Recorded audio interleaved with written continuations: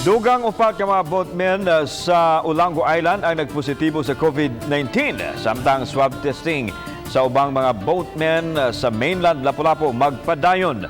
Ang report ni Luan Merundina.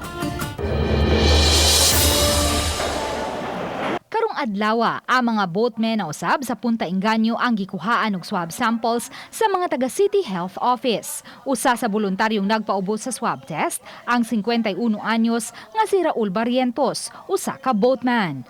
Kay nahunong man ang iyang panginabuhian sa island hopping na masada na lang una siya, apan menos kaayo ang iyang kita. Itandi ni adtong wala pa ang pandemya. Murag sa akong una-una murag negative ko.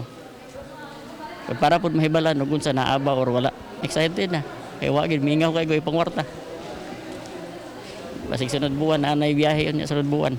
Mato ni Grace Mary Karunggay, epidemiologist, mahinungdanon kayong mapaubos sa swab test ang mga boatmen aron kalikayan ang local transmission, ilabi na kay nangandam na ang dakbayan, alang sa pagbukas og balik sa mga island hopping activities hinapos ning buwana. Dako nga importante aron mabalik ang trust sa mga tourists sa ato ang mga boatmen. Importante nga mahibaw-an nato nga COVID-free ang ato mga boatmen.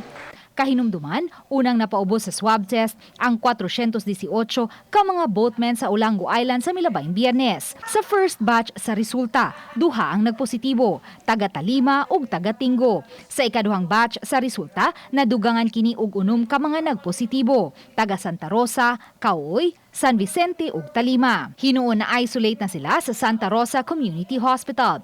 Samtang gipaabot pa ang resulta sa 140 ka mga boatmen sa Marigondon nga na swab test niadtong Miyerkules ug laing 400 ka mga boatmen sa Olango Island nga na swab test usab kagahapon. Uban ni Godfrey Rilien, Luan Merondina, Balitang Bisdak.